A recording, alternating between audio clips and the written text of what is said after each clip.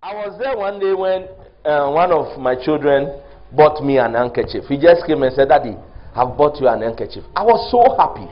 I was so happy that my son has sat down and thought of me and has bought me what?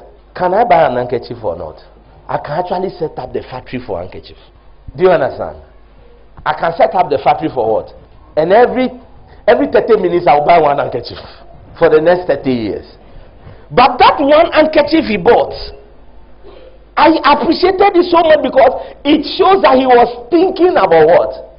About me. So the same way, children, learn to save and buy a gift for your daddy.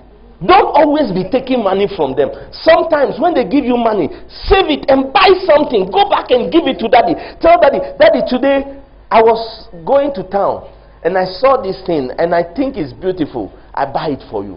You don't know what it will do for you. You don't know the door it will open for you.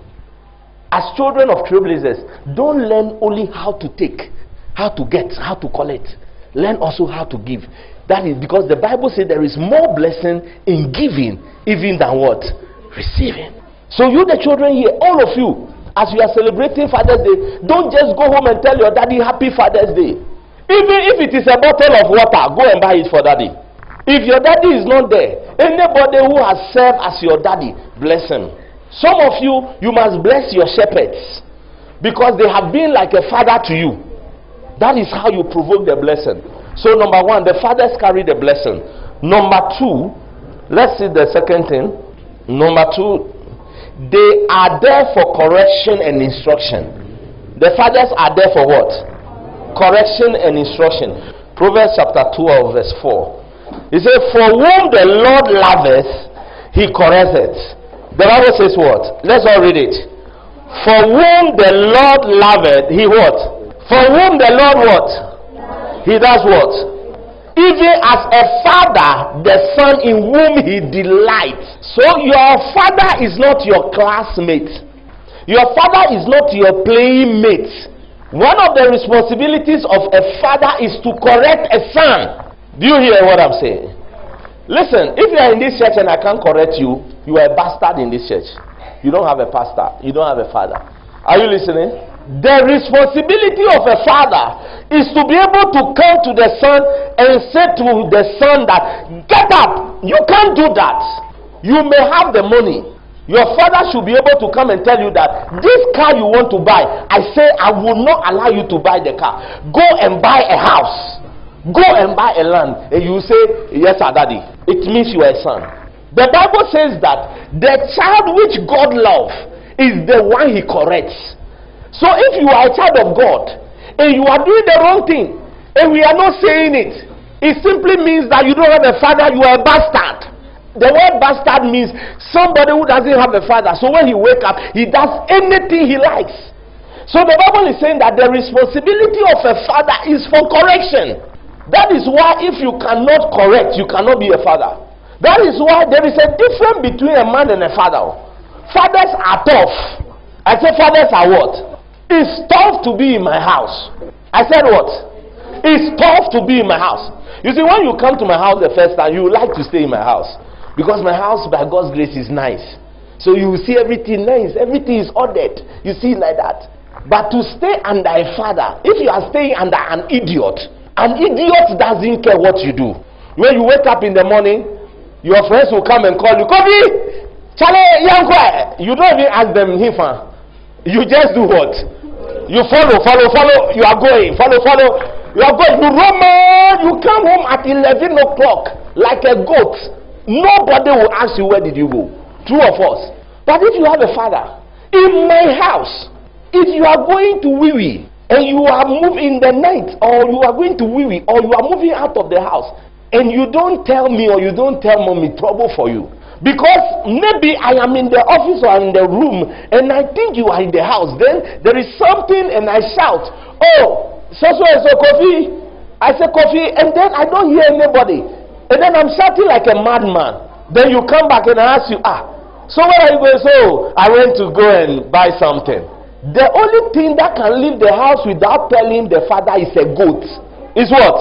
So if you can leave the house without telling anybody, you are a goat. The difference between a human being and the animal is the ability for one to be controlled. Even the dog in my house is disciplined. The first time I got the dog, when the dog was growing, he thought he has become a guy. One day the gate opened small, and then he ran away. And when he ran away, he went to room, and came back. And when he came back, he came and he was watching my face, like he was telling me, "What's up, nigga?" I say, "What's up, baby?" And once I was coming, "What's up, baby?" I had a belt in my back. I said, "What's up, baby?" He said, "What's up, nigga?" He was watching me. Shoo! I give him shouted. Me no human right in my house. Oh. The only thing that rules in my house is the gospel. I whipped the dog, and the dog saw that I have whipped him. He went out again. I whipped him again. He went again. I whipped him. I whipped him till now. When you open the gate, he watch the gate and watch my face and go and sleep. He doesn't go out. Oh, for and the rest come to. Can Jack go out? When they open the gate, can he go out? He can't go out. Even his children who are born, he has told them they can't go out. And it was like that is how my daddy disciplined me. Look, when I was young, let me tell you a story. Are you ready for my story? When I was young, one day I went to, we will call it cinema. I went to watch video. I went to, what do you call it? The video center. And when I went to the video center, do you know what happened? I was young. I was like 6 years or 7 years or something. And my father came to, that was the first day I went to video. And when I even went, what paid me most was that they have not even started the video. You know, those days, if you don't have money and you are a child, at that time you didn't have televisions. So people had only TV, and then they will show films, and then so what you do is, if you don't have money, you go and sweep the place. So they will let you sit down and watch one film. So we went there very early to sweep the place, and then you hide under the chair. You go and hide under the chair so that when they open the gate and people are coming, then you go and sit and watch some of the video. So I was hiding under one of the chairs, not knowing my father has come from work and he was looking for me. He's not seeing me. He's moved around. And then one of the boys who saw me hiding under the chair, when my father was asking of me, he said, "Oh, you know where I am." You know, one of those children who anything they know where you are. So he told my daddy that he knows where I am. So he led my father to the place where they were showing the scene. He told him that I am under the chair in the corner. Then my father came and came directly under the chair. When he came to the place, I heard his voice, like the way Adam heard God's voice in the garden. I heard my father's voice and my stomach zring. And then the boy pointed where I was, and they dragged me out of the table.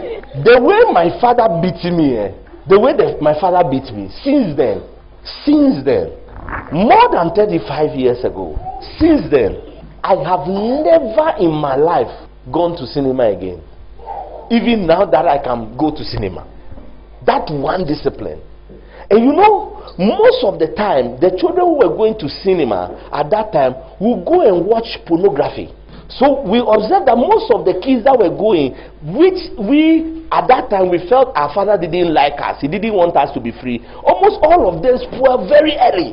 But that one beating, till now, I have never had the audacity to go and sit in a cinema and watch film. Look, when I was young, I used to play at school. When the teacher is teaching or is talking, some of you like you, and then I'll take a broom and then I'll be playing under somebody's leg. How many of you have done that before?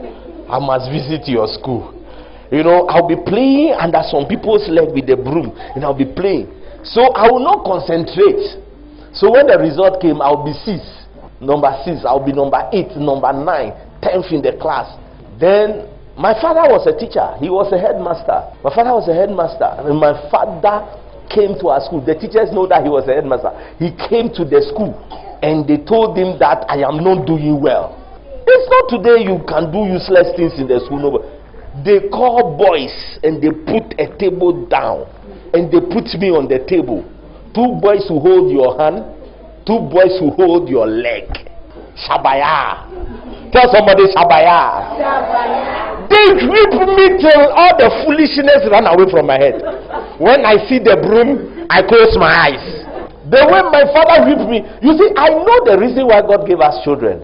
Because God has given us trailblazers, all of you here, for me to be a father to you, because he knows that I have been trained, I have been disciplined, so I can discipline you. Because if I have not been trained, there's no way I can be hard.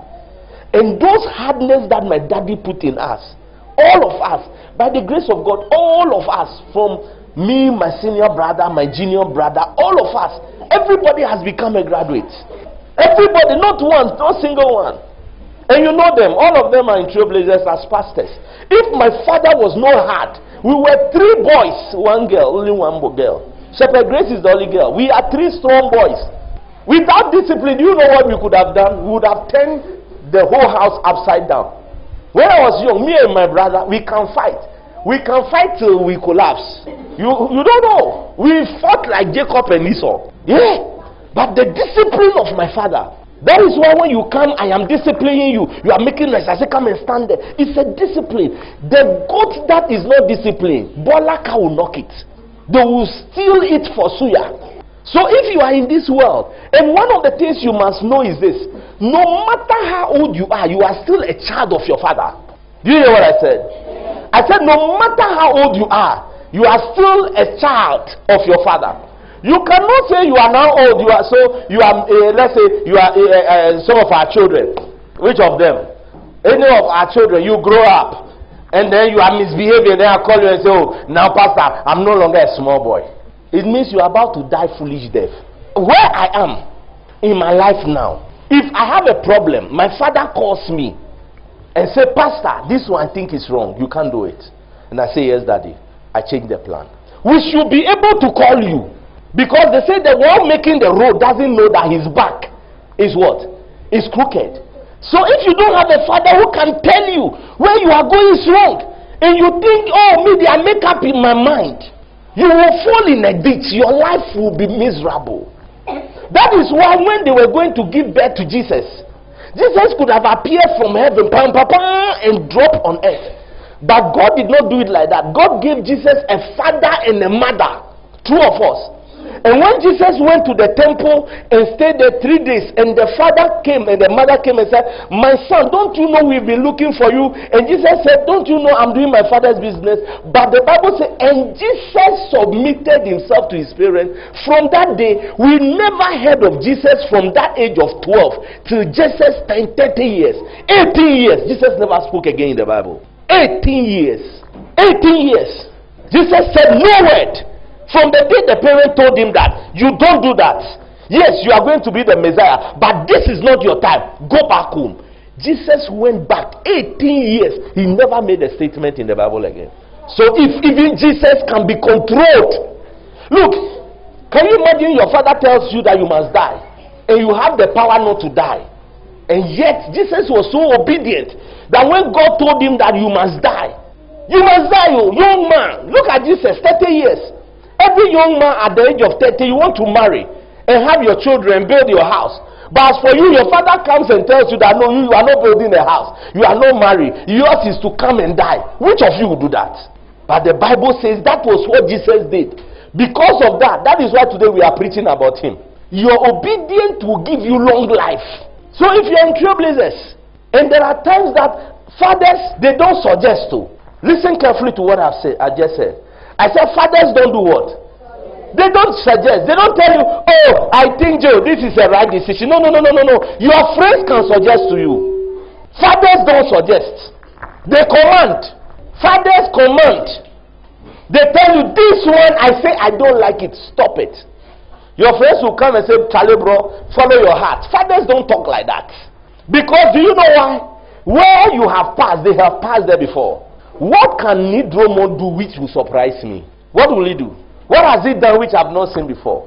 Because some of you young people, all that you will learn in your life cannot be compared to what I have learned and forgotten. What I have learned and forgotten cannot be compared to what you may learn all your life. And do you know one of the secrets of life? If you are short and you stand on the shoulders of another person, you will see far. Your father is the shoulder. When you stand on his shoulder, even though you are short, you can see far. So fathers command. So as a father, sometimes we'll give you instructions. As pastors, as your shepherds, we will tell you this decision is a wrong decision. If you do it, you have serious consequences. You have serious consequences. That is how fathers have been built to do. They are supposed to guide you. They are supposed to discipline you. One of the responsibilities of a father is to punish you. Is to what? Fathers are supposed to punish you. So if your father cannot punish you, he is spoiling you. Because the Bible says, spoil the rod and what? Spare the rod and spoil what? The child. When you are wrong, one of your father's responsibility is to be able to punish you. Look, when there were only two human beings on earth, and God created the Garden of Eden, and they disobeyed God, did God forgive them? Did God say, oh, there are only two? Oh, Adam, this is the first time you did this. So, Adam, you did no problem. Go next time, don't do it again. Is that what God said? God drove them out of the garden. I speak to you in my house, I say it 3 times. I give you first warning, second warning, third warning. I won't speak with my mouth. I will whip you till the foolishness in you goes out. And the parents here, don't be pampering your child. Don't beat them by heart. But when the child is wrong, discipline the child. In Trailblazers, we don't believe in this human right nonsense. So we believe in God's right, what the Bible has said about children. If you're a child, you can't wake up and when mama is talking, that is, some of you, you have learned it. So you even come to church with it. When mama is talking, you are talking. Me, you can't, in my house, you can't even frown to me. You frown. When I'm talking, then you are angry and you frown your face. You frown your face. Hey, do you know what it takes to pay chop money? I put a roof over your head. I put a bed for you to sleep on. I put food on your table and I talk and you frown. Oh, you should cook your own food. If you are going to be a successful person, you need a hard father. You need somebody who can discipline you. That's why you must not go to a church where whether you are doing the wrong thing, the pastor is afraid you will leave. So he is pampering you, or he's not telling you. He's a wicked man. Are you listening to what I'm saying? I say if you are in a church and you are doing the wrong thing and the pastor is not telling you, he's a wicked man. He wants you to go to hell. He wants to destroy your life. Yes.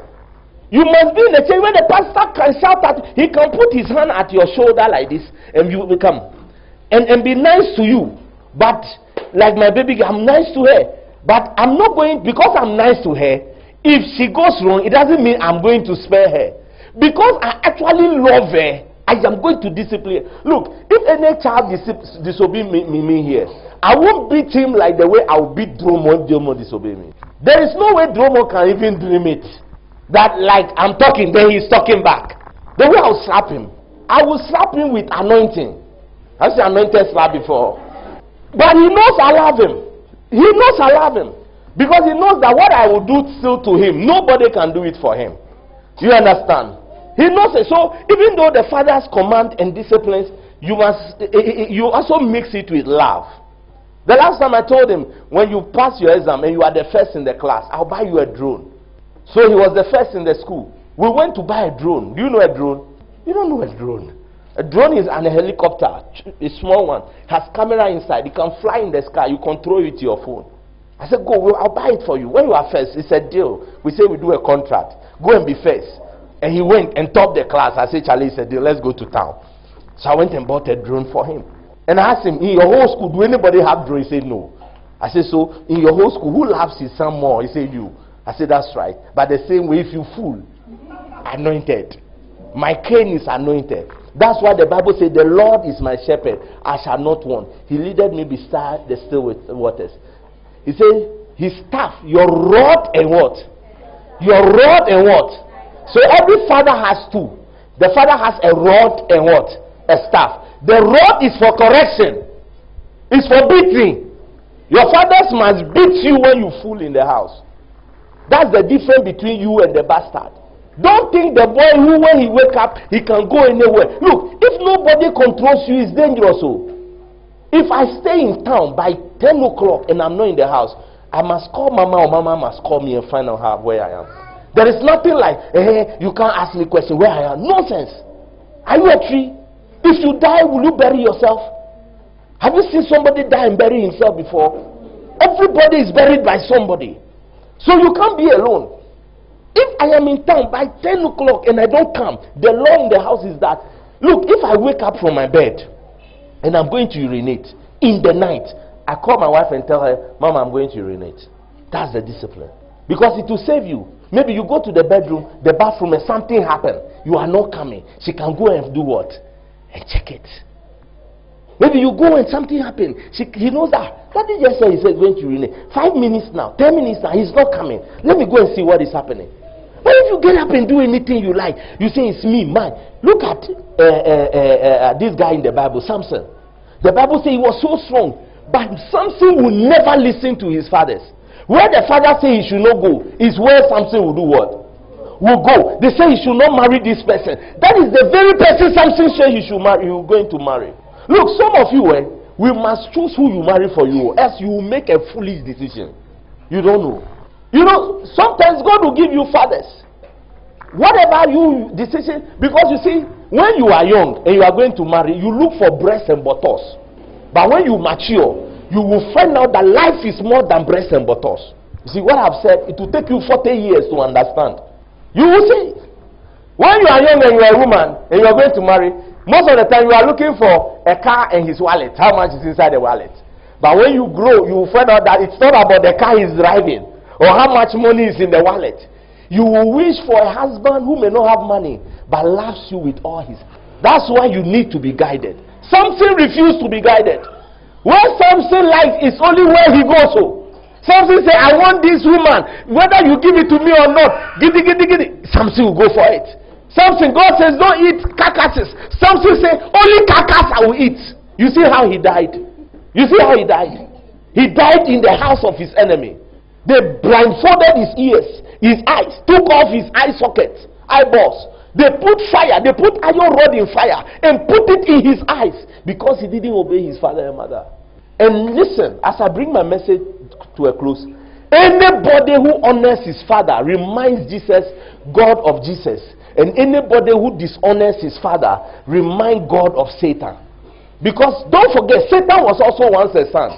Do you know that? Do you know that Satan was God's son? Yeah. You think whose son was he? You born him. Satan was God's son.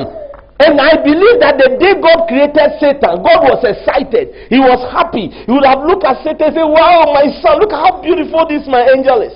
He would have been excited. He would look at him and say, wow, do you know Satan's name? He was not called Satan. His name was called Lucifer. And Lucifer, do you understand the meaning of the word Lucifer? Lucifer means the bright morning star. Which of you has a name like that? You call Koku Menu.